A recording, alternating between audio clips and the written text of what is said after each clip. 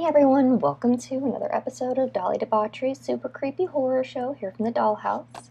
I'm your host, DubsyDoll83, and this is the first of 3 catch-up episodes. I have been watching Midnight Texas, I just have not been doing my reviews. Actually, I do need to watch the most recent episode. It's Wednesday, so I'm 2 days late, but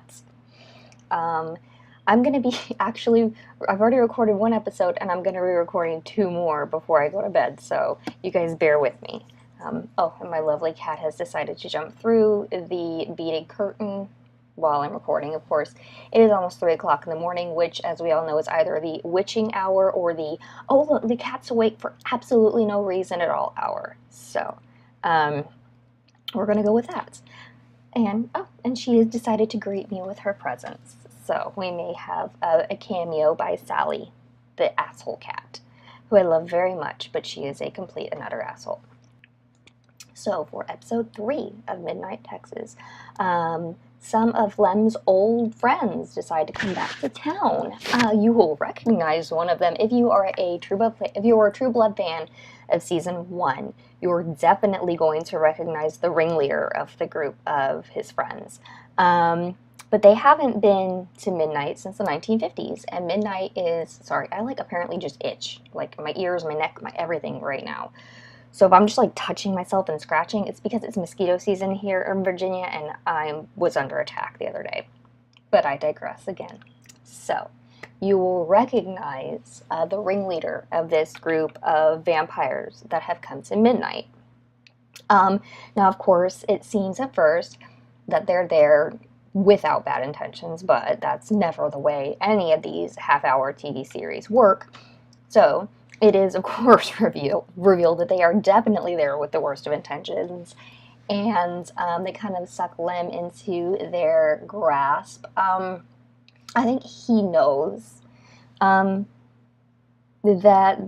they don't have the best of intentions, but he's trying to give old friends the benefit of the doubt. His benefit of the doubt ends up with Midnight pretty much buckling down on these guys. So they definitely betray Lem in the most awful way possible for a vampire.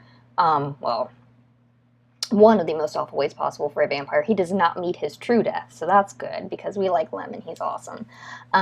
But he definitely does find himself in a predicament that the entire town of Midnight has to come together in order to help him get out of. So, the question is Lem going to make it to the end of the episode? If you watched the previews for episode 4, then you know he does, but it's definitely a nail-biter there for a moment. If you did watch True Blood, you know that it was a show that was very good. Charlaine Harris is wonderful at leaving you with nail-biters and, leaving you wondering, okay, are they going to make it through the episode or not? And she does kind of have that George R.R. Martin kind of way about her, where she kills people off. She hasn't done that with any pivotal main characters yet on Midnight, but we are only 5 episodes in, so. We also, we find out where Zilda, who is the ghost grandmother that comes and talks to Manfred, we find out where Lem and Zilda's friendship began, because really it was a friendship. They were very good close friends. She was actually a gypsy. And it's really cool seeing how their friendship started. And also, we discover why Lem is such a special vampire, why he has the glowing blue eyes, and why he's able to feed off of energy and doesn't have to drink blood. He can just feed off of energy, because Lem is a vampire who, he'll drink blood if he has to, but he doesn't want to hurt people that are good in order to get blood. And another major turn of events, Manfred kind of a little bit endears himself to Creek's father. Now, Creek, her dad, he doesn't really have anything nice to say about Manfred, because if you think about it, okay, Manfred's this internet celebrity psychic, he's the celeb that's moved to town, and everybody moves to Midnight for pretty much one reason and one reason only, and it's to escape something. We all know that Manfred's trying to escape something.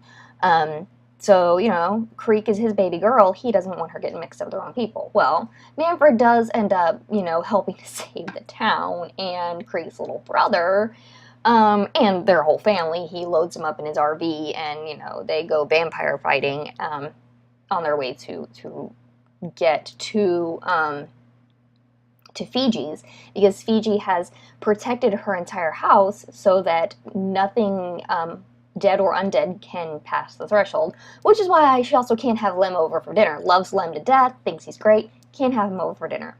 Well, Creek, and we'll find out more, I'm sure. I'm reading the book right now, too, so I'm sure I'll find out more as well. But Creek, Lem is like an uncle to her, and her father and he are very close. So the fact that Manfred does save Lem and saves the town, it endears him a bit.